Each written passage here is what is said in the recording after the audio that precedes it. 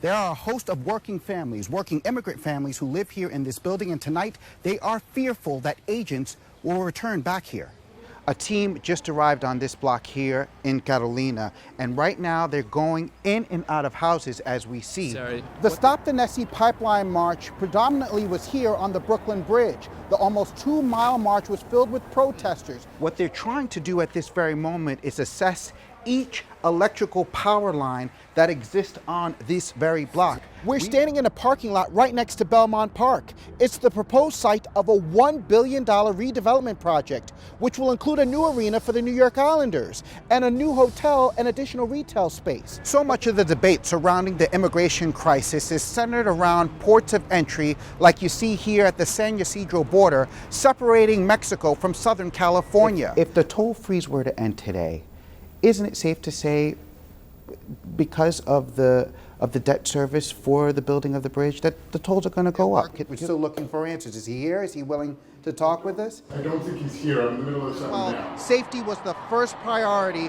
when it came to putting on such an event like we see here along the Canyon of Heroes, Christine. It's going over 24 hours now, and I'm trying to give you guys the opportunity. There should be some type of explanation about what's going on here.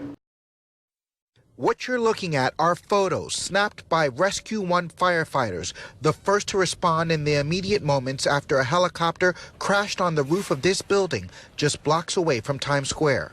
It's very, very loud. A boom like that sound. Nicholas Estevez was standing 54 stories below the crash when he says debris from the helicopter fell just feet away from his SUV. He snapped this photo of what fell moments before he handed it to authorities. We were so lucky because I was talking over here with my friend of mine when the piece came down all the way from the top of the roof. Authorities say the deadly helicopter crash happened on top of 787 7th Avenue in Midtown Manhattan just before 2 Monday afternoon. 143 firefighters responding within minutes. Firefighters say they encountered smoke and flames when they finally arrived at the crash location. What we saw was a debris field that was on fire, contained to the roof, and one casualty. The casualty, according to authorities, was the pilot of the helicopter, who was the only person on board. Police have identified the pilot as Tim McCormick. The helicopter is believed to have taken off from a nearby heliport before it made its crash landing onto the roof of this skyscraper. Nathan Hutton works in IT on the 29th floor. He describes the chaos of the building evacuation. Then it's like the alarm started to go off. Then we hear something across the PA saying, there seems to have been an incident in the building.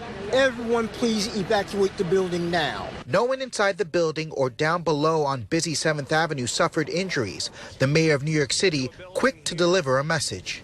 I want to say the most important thing first. There is no indication at this time that this was an act of terror, and there is no ongoing threat to New York City.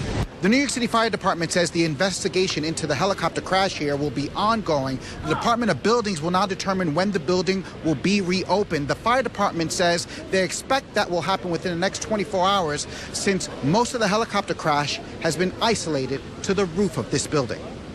In Midtown, Raimundi, FiOS 1 News. Under gloomy skies and with full military honors, a tribute to a decorated veteran like no other. The casket of Bob Graham, draped with the American flag, carried into St. Elizabeth Ann Seton Church. This special tribute, all due to this woman who made sure he wasn't memorialized alone. I'm amazed at how many people came out for Bob, but then again, I'm not. I mean, he was such a special person. His life was so incredible, and his story really spoke to so many people's hearts. Bob Graham died 2 weeks ago at the age of 97, outliving his entire family, including his beloved wife of 60 years, Rosie. Beth Regan, who befriended Bob while volunteering at a Yorktown Heights nursing home, set forth a mission to make sure the decorated World War II vet's life was celebrated for the world to see. And with this social media post, her wish came true. So this is really a touching tribute and a send-off for an incredible man. Strangers from near and far saluting the 97-year-old. Graham earned bronze and silver stars for his service in the Pacific, a member of the elite Marine Raiders. Fellow veterans, police, and community members overwhelmed with emotion and American pride. To show my respect to all the veterans, especially Bob today, and to the young lady that organized this. It empowers me to want to volunteer, to be present in people's lives. 2 weeks ago, many believed the church here would be empty, but through the power of social media and the outpour of love for those who serve to protect America's freedom, the halls of this church were filled to capacity. It's outstanding. It's chilling to see the American people stand for someone they didn't even know. It's quite impactful, and that's typical of what we do in times like this. And the special tribute ending with the honorable flag folding ceremony handed to the young woman responsible for it all. Bob Graham was laid to rest here at Woodlawn Cemetery in the Bronx. Beth says she will visit his gravesite often, but she says his legacy as a serviceman to America, the Marines, and as a devoted and dedicated husband will last forever. At the Woodlawn Cemetery in the Bronx, Raimundi, FiOS 1 News. The future of America's most storied and famous harbor and the gleaming coastal cities which align it lie within the wading and rising waters of the Hudson River. And now the U.S. Army Corps of Engineers is once again shining a spotlight on just how vulnerable the coastal regions of New York, New Jersey, and Connecticut are to catastrophic flooding. Billions of people at risk, billions of dollars of infrastructure at risk, and the problems can only get worse.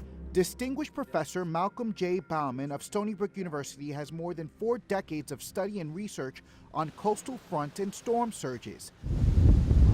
7 years before Superstorm Sandy wreaked havoc along our region's coastal communities, causing 60 deaths and some $19 billion in damages, Bauman penned this New York Times op-ed titled City at Sea, predicting the New York, New Jersey harbor would face consequential storm surges. The op-ed written in the days following Hurricane Katrina.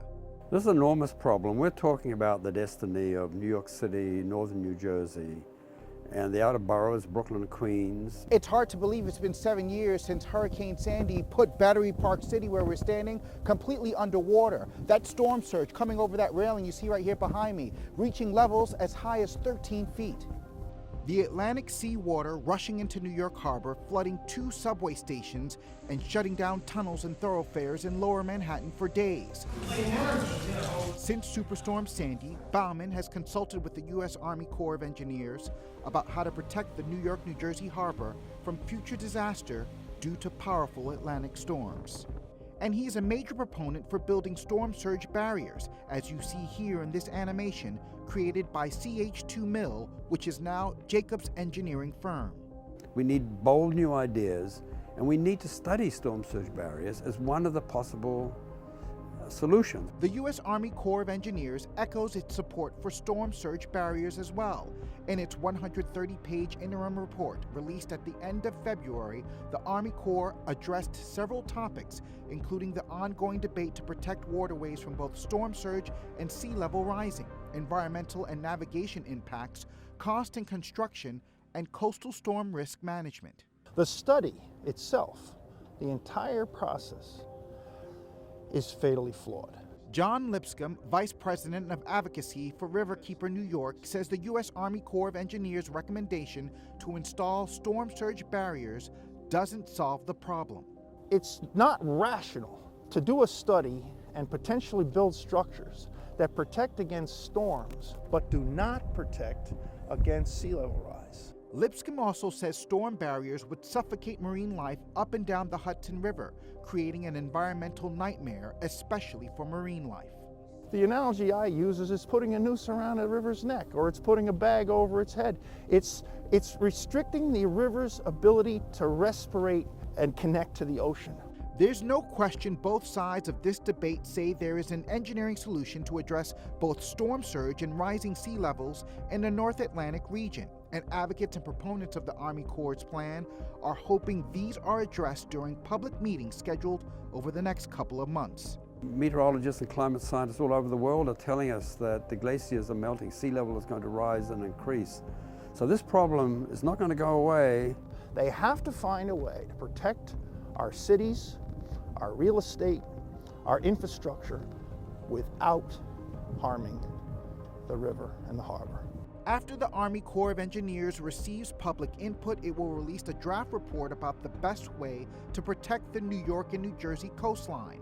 The report is expected to be complete by January of 2020. On the Hudson River, Raimundi, FiOS 1 News.